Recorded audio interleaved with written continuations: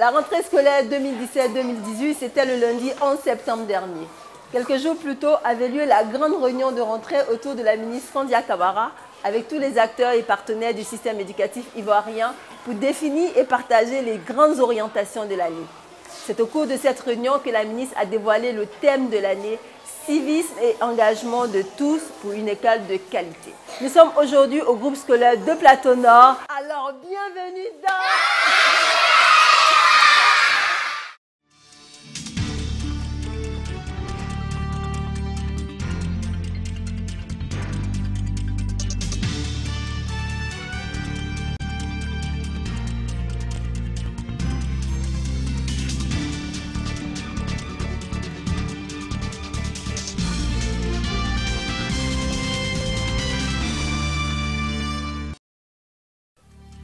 Au sommaire de cette émission, les inscriptions en ligne. Comment se déroulent-elles et quelles sont les solutions apportées face aux éventuelles difficultés rencontrées par les usagers? Thème de l'année scolaire. Qu'est-ce qui est fait pour former les élèves dès le bas âge au civisme et à la citoyenneté? Bonjour, ça y est, c'est la rentrée scolaire. Tout le monde est de retour à l'école, y compris les maternelles. Je suis heureuse de vous retrouver pour cette nouvelle saison de votre émission Ma Nouvelle École, l'émission des hommes et des femmes qui bâtissent l'école ivoirienne. Depuis 2011, le ministère de l'Éducation nationale a fait le pari de constituer une base de données unique et fiable pour répertorier l'ensemble des collégiens et lycéens du pays. Le moyen, une inscription numérisée appelée l'inscription en ligne. Cette opération est lancée chaque année dès le début des vacances scolaires afin de permettre aux élèves et à leurs parents de s'inscrire sereinement dans leurs différents établissements. Suivez-nous au cœur du réacteur. Comment ton matriculage? 19, 42, 52, 22, A. Ok. Débuté depuis le 5 juillet 2017, les inscriptions en ligne au titre de l'année scolaire 2017-2018 du ministère de l'Éducation nationale, de l'enseignement technique et de la formation professionnelle se poursuivent. Il s'agit de permettre à l'ensemble des collégiens et lycéens de se voir pris en compte par le ministère, mais aussi de constituer une base de données exhaustive et fiable pour l'ensemble des besoins pédagogiques et statistiques. Cette activité au sein du ministère est dévolue à la direction des stratégies, de la planification et des statistiques DSPS. Nous y avons fait une incursion pour mieux comprendre le processus de ces inscriptions en ligne, qu'il faut le rappeler, se fait à la base des matricules attribués à l'élève dès la classe de 6e. D'abord, le parent d'élève ou bien l'élève lui-même, l'intéressé, avec son matricule, uniquement son matricule, se rend chez un opérateur mobile ou bien est connecté à un opérateur mobile et compose le numéro d'inscription en ligne de l'opérateur mobile et il introduit son matricule. Dès qu'il le fait, automatiquement, il est inscrit et son reçu d'inscription lui est montré qu'il peut aller tirer dans un cybercafé.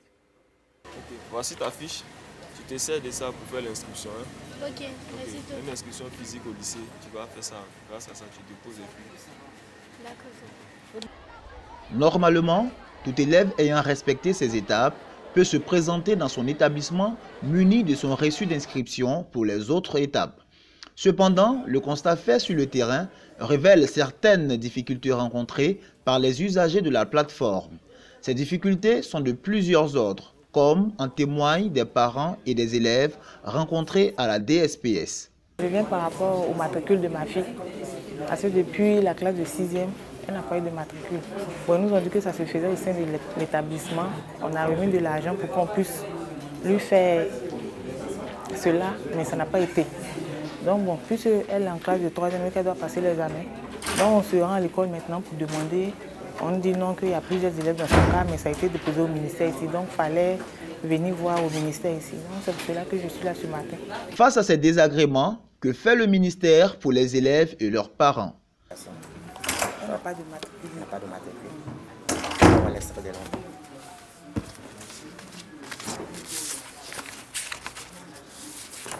Ça fait quelle classe cette année? La troisième.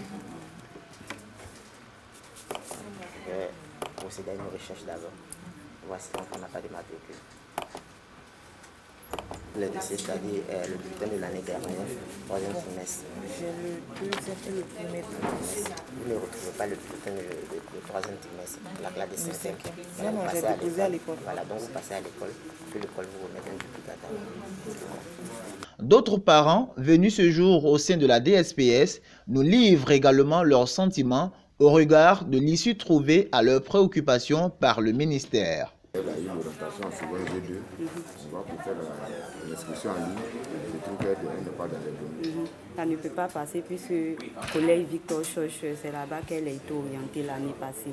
Et elle n'a pas fréquenté là-bas. Du coup, ils n'ont pas renseigné ses moyennes et validé sa décision de fin d'année. Donc, elle ne peut pas s'inscrire cette année. C'est qu'on va faire. Vous allez nous donner la photocopie de sa colonne de BPC, la photocopie de son bulletin du 3e trimestre et puis la fiche cursus. Avec ces papiers-là, on va annuler l'orientation de l'année passée. Vous pourrez faire l'inscription. On va renseigner les moyennes qu'elle a eues dans l'établissement qu'elle a fréquenté. Et puis, on va pouvoir, après ce travail, vous pourrez faire l'inscription. Je suis passé à votre bureau ici pour le problème d'inscription en ligne de ma fille. Donc, vu les renseignements que j'ai reçus au niveau de la dame, je pense que je suis sur le point de faire l'inscription en ligne de la petite fille jusqu'au plus tard le jeudi. Bonjour monsieur. Et juste voir le statut de l'actualisation de mon fils et puis savoir qu'est-ce que ça en suit.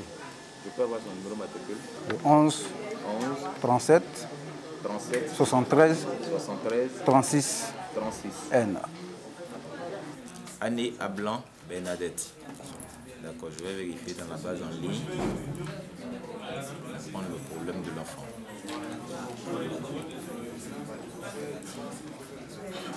Effectivement, le matricule existe, mais elle ne figure pas dans la base en ligne. Cela veut dire que l'enfant fait des années sans faire d'inscription en ligne. Donc, nous allons, pour vous permettre de faire l'inscription en ligne de cette année, nous allons procéder à une mise en ligne du matricule de l'enfant. Ok, monsieur, c'est bon. Après la mise en ligne, vous pouvez maintenant payer les années de retard d'inscription en ligne. Donc, je vais vous laisser un mot, vous allez passer à la caisse pour payer ces années de retard. Donc, je viens de recevoir un parent d'élève qui n'arrive pas à faire l'inscription en ligne de son fils. Et après vérification, il savait que le numéro matricule existe dans la base locale, mais cet enfant n'a jamais fait d'inscription en ligne depuis l'existence du numéro matricule.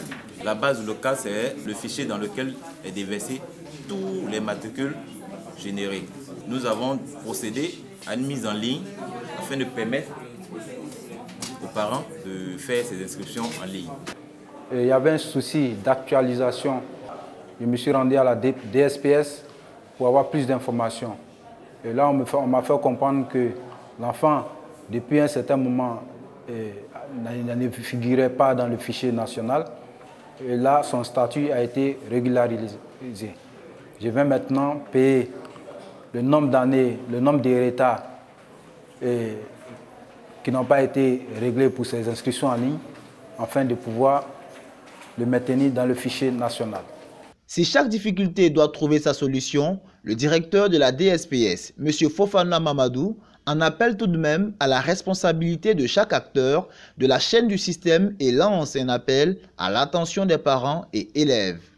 Les chefs d'établissement, avec les correspondants fichiers, doivent faire correctement leur travail selon le processus qu'on leur a remis. Ils doivent faire correctement leur travail. C'est-à-dire que chaque année, ils doivent pouvoir mettre toutes les informations concernant les enfants en ligne, c'est-à-dire les moyennes. Ils doivent faire remonter toutes les moyennes des enfants sur la plateforme. Généralement, nous voyons des désagréments parce que les établissements privés, parce que l'enfant n'a pas payé toute sa scolarité, on ne voit pas l'enfant sur parce qu'on n'a pas remonté sa moyenne. On doit pouvoir dépasser cela et penser à l'intérêt de l'enfant. D'abord, l'intérêt de l'enfant d'abord, faire remonter les données sur la plateforme et après, les discussions vont s'en suivre avec les parents d'élèves. Nous voulons lancer un appel aussi à mesdames et messieurs les draines pour qu'ils puissent suivre bien ces établissements-là qui ne font pas bien leur travail. Aux parents d'élèves et aux élèves eux-mêmes, je leur dis toujours que l'inscription en ligne est individuelle. On ne prend pas son argent pour aller déposer dans une école pour dire « vous devez faire l'inscription en ligne pour moi ». Ou bien il y a des établissements qui disent « chez nous, c'est nous-mêmes qui faisons l'inscription des élèves ». Et finalement, en fin d'année, quand ils sont en classe d'examen, ils voient qu'ils ne sont pas sur la plateforme parce que tout simplement, le chef d'établissement, le DE, n'a pas payé les frais d'inscription ou bien n'a pas payé la quittance.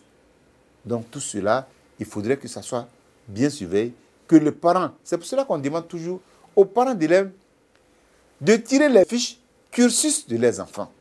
Ils ont tout le cursus. Ils sauront si l'enfant s'est inscrit ou bien si l'enfant ne s'est pas inscrit. Si l'enfant a un problème ou bien si l'enfant n'a pas un problème. Aujourd'hui, tout est tellement simplifié qu'aujourd'hui, un parent d'élève ne doit pas avoir normalement de problème.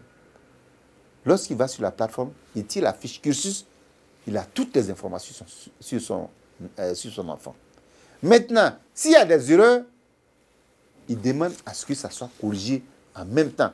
Pour ne pas que, lorsque l'enfant va passer l'examen, et l'enfant passe l'examen avec des erreurs sur son nom, par exemple. Si c'est Josiane, qu'on a mis José, ce n'est plus le même nom. Et là, il faudrait pouvoir rassembler tout le jury, ce qui n'est pas évident. Donc l'enfant est obligé, avec son diplôme, d'aller faire un acte d'individualité. Ce n'est pas ça notre souhait. Donc, chaque élève doit faire son inscription en ligne. Chaque parent doit faire l'inscription en ligne de sa progéniture. Et ils doivent contrôler sur le reçu. Dès que le reçu est tiré, ils doivent regarder est-ce que le reçu est conforme, est-ce que les informations sont conformes à l'information que l'enfant doit avoir. Nous disons encore une fois de plus aux parents d'élèves de s'intéresser à l'inscription de leur enfant et que l'inscription en ligne est un acte individuel. L'inscription en ligne représente une avancée pour la gestion du système scolaire, au point que l'initiative commence à faire école. D'autres pays africains viennent s'inspirer du modèle ivoirien. Si chacun, acteur du système, joue sa partition et s'implique, les rentrées scolaires se feront avec toujours moins de difficultés. Que s'est-il passé ces dernières semaines au ministère? Tout de suite, l'actu en bref.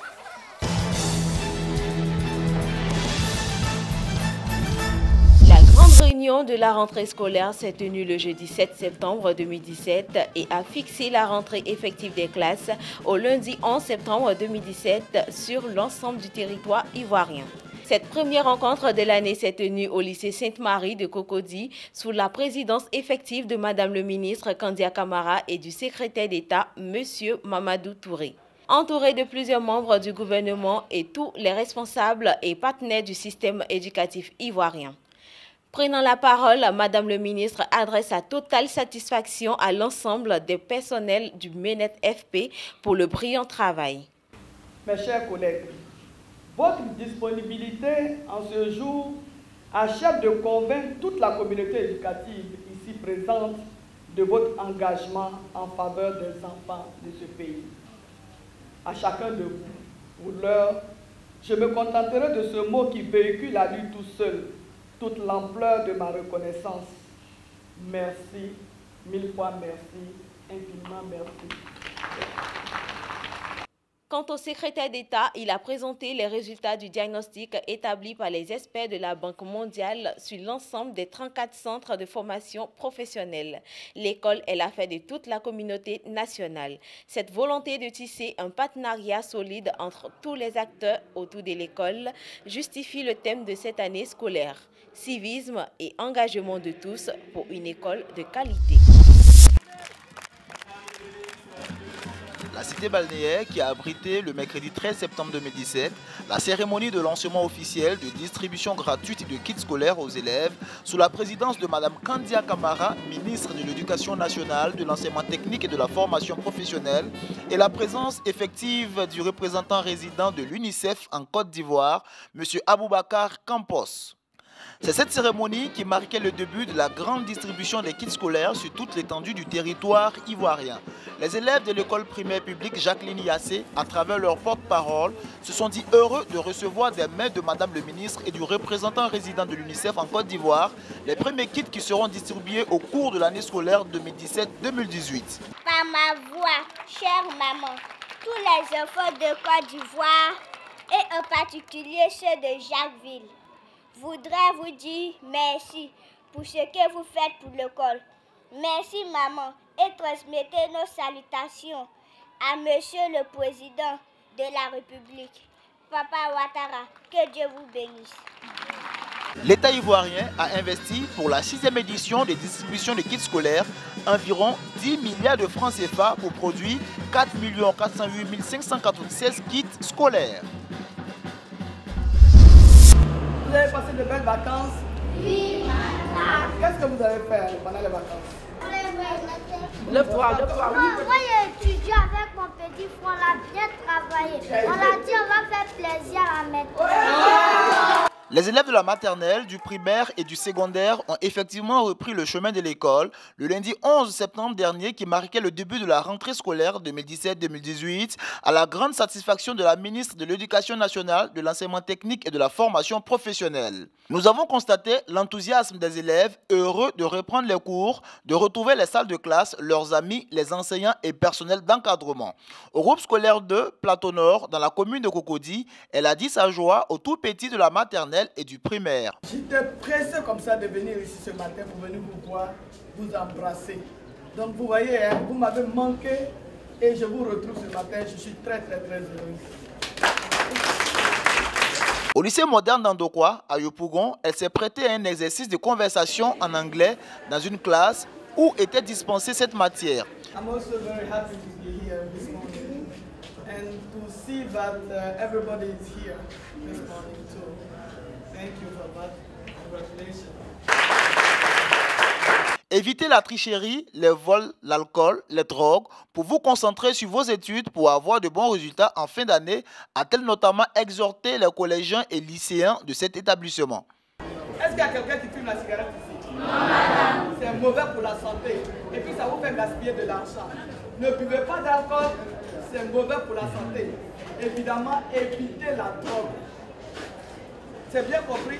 Madame. Si le quantum horaire est atteint, la progression des cours et le calendrier est respecté, il ne fait aucun doute que les examens de fin d'année se dérouleront dans les meilleures conditions possibles, a-t-elle assuré. Civisme et engagement de tous pour une école de qualité. Tel est le thème de l'année scolaire annoncé par la ministre Kandia Camara dans son discours de rentrée. Pourquoi ce choix et surtout, que recouvre-t-il? Si l'école se donne comme objectif de former les futurs citoyens, il est temps de voir comment. Focus sur l'éducation civique et citoyenne à l'école. Civisme et engagement de tous pour une école de qualité. Tel est le thème de l'année scolaire 2017-2018 dévoilé par la ministre de l'Éducation nationale, Kandia Camara, le jeudi 5 septembre dernier lors de la réunion inaugurale de rentrée.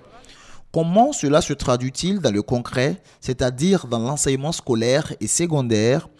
Depuis un décret présidentiel du 12 septembre 2012, l'enseignement à la citoyenneté et au civisme est instauré dans les classes en remplacement de ce que l'on appelait éducation civique et morale.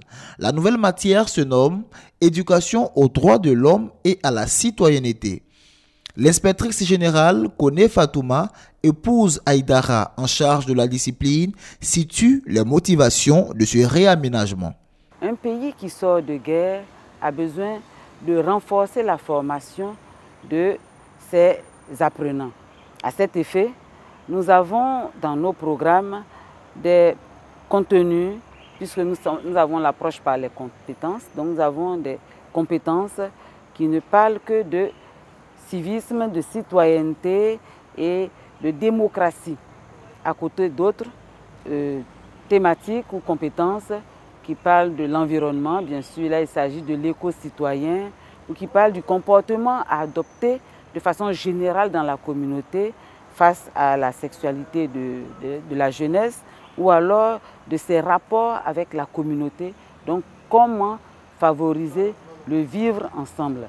En d'autres termes, toute cette thématique vise à former le citoyen responsable, de sorte que de la maternelle à la classe de 3e, cet élève que nous formons soit capable de s'insérer aisément dans la société, d'accepter les autres avec leurs différences et de mener des activités ou des actions qui font qu'on peut le respecter. C'est cela également la formation du citoyen et la valorisation du civisme. Salut aux terres d'espérance, pays de l'hospitalité. Au lycée moderne de Yopougon, un lundi matin à la première heure. Chers élèves, bonjour. Nouvelle année scolaire 2017-2018. Nous avons reçu ici la visite de Madame le ministre. Quel est le thème de cette année scolaire? Civisme et engagement de tout pour une école de qualité. Alors nous comptons sur vous, chers élèves, pour que la mise en pratique de ce thème soit effective dans notre établissement et partout ailleurs où vous serez. Après l'acte de salut aux couleurs, acte fondamental de citoyenneté, c'est la classe de 3e A2 du lycée que nous visitons. Pour l'enseignant, M. Assemien Kessé et ses élèves, c'est l'heure de la matière éducation aux droits de l'homme et à la citoyenneté. Ça veut dire quoi? EDAC. EDAC, d'accord, je vais prendre un garçon juste à côté de moi. EDAC signifie éducation aux droits de l'homme et à la citoyenneté. Très bien. Ça nous permet aussi de respecter nos parents, de nous respecter nous-mêmes, nos frères, nos amis, nos camarades. Et l'EDAC aussi est important pour nous parce qu'on nous enseigne à respecter les professeurs, les autorités, le président, tout cela. Et l'EDAC est très important pour nous. Que pensent les élèves de l'enseignement du civisme? Y voient-ils un intérêt pour leur propre vie? Pour moi, le civisme, c'est respecter la population, respecter les parents, respecter les gens les plus âgés que nous. Je sensibilise mes amis à arrêter d'écrire sur les murs parce que ça ne fait pas preuve de civisme. Le civisme, c'est de respecter la nature, respecter tout ce qui fait partie de la vie humaine.